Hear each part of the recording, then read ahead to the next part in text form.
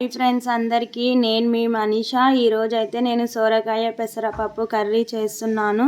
ఒకసారి మీరు కూడా ఇలా ట్రై చేసి చూడండి. నిజంగా అంటే చాలా బాగుంటుంది. నేనైతే ముందుగానే సోరకాయలను తీసి చిన్న ముక్కలుగా కట్ చేసి పెట్టుకున్నాను. అలాగే ప్రాసెస్లోకి వెళ్దామా. ముందుగా స్టవ్ వెలిగించి ఒక గిన్నె తీసుకొని కొద్దిగా ఆయిల్ తీసుకొని ఆయిల్ హీట్ అయ్యాక అందులోకి పోపు దినుసులు కరివేపాకు వేయాలి. అలాగే మనం ముందుగానే కట్ చేసి పెట్టుకున్నటువంటి ఉల్లిపాయ ముక్కలు కూడా వేసేసుకోవాలి. ఈ ఉల్లిపాయ ముక్కలు ఆయిల్లో కొద్దిగా ఫ్రై అయిన తర్వాత అందులోకి అల్లం వెల్లుల్లి పేస్ట్ యాడ్ చేసుకోవాలి. వెల్లుల్లి పేస్ట్ ఉల్లిపాయ ముక్కలకు పట్టేలా కొద్దిగా కలిపేసుకొని అందులోకి నెక్స్ట్ పసుపు యాడ్ చేసుకొని ఒకసారి కలిపేసుకుందాము. అలాగే మనం కట్ చేసుకున్నటువంటి సొరకాయ ముక్కలు కూడా అందులో వేసి ఒకసారి బాగా కలిపేసుకోవాలి. మధ్య మధ్యలో మూత పెడుతూ కలిపేసుకుంటూ ఉంటే మనకు సొరకాయ ముక్కలు తొందరగా అనేటివి ఉడుకుతాయి. అందులో ఉన్న వాటర్ కూడా త్వరగా ఆవిరైపోతుంది. అలాగే ఇందులోకి కొద్దిగా సాల్ట్ యాడ్ చేసామంటే సొరకాయ ముక్కలు మనకి ఇంకా తొందరగా ఉడుకుతాయండి. సొరకాయ ముక్కలు నేను వీడియోలో చూసిన విధంగా ఉండాలండి. అందులో ఉన్న వాటర్ మొత్తం ఇంకి మనకు ఆయిల్ కనిపిస్తుంది కదండి.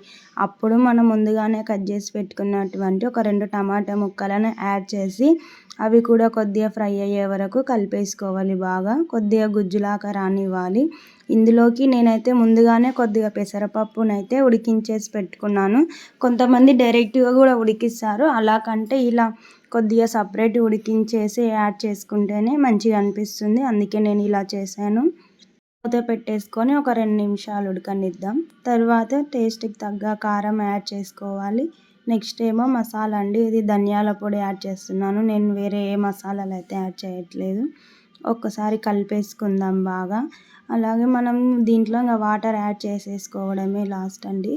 ఇందులోకి 4 ఒక వెల్లుల్లిని అయితే యాడ్ చేస్తున్నాను. వాటిని కొద్దిగా దంచి ఒక 2 నిమిషాలు ఉడకనిచ్చి అందులోకి కొద్దిగా చింతపండు రసం కూడా యాడ్ చేస్తున్నానండి టేస్ట్ కోసం. మీరు కూడా ఇలా ట్రై చేయండి. చింతపండు రసం కూడా బాగుంటుంది. మనకు పప్పు ఫ్లేవర్ ఉంటుంది. ఇలా కర్రీలా కూడా అనిపిస్తుంది కాబట్టి చింతపండు అనేది యాడ్ చేస్తున్నాను. ఒక 2 నిమిషాలు ఉడకనిద్దాం. లాస్ట్లో వచ్చేసి ఇందులోకి కొద్దిగా కొత్తిమీర యాడ్ చేసి స్టవ్ ఆఫ్ చేసుకోవడమేనండి. మీకు ఈ వీడియో నచ్చితే లైక్, షేర్, సబ్స్క్రైబ్.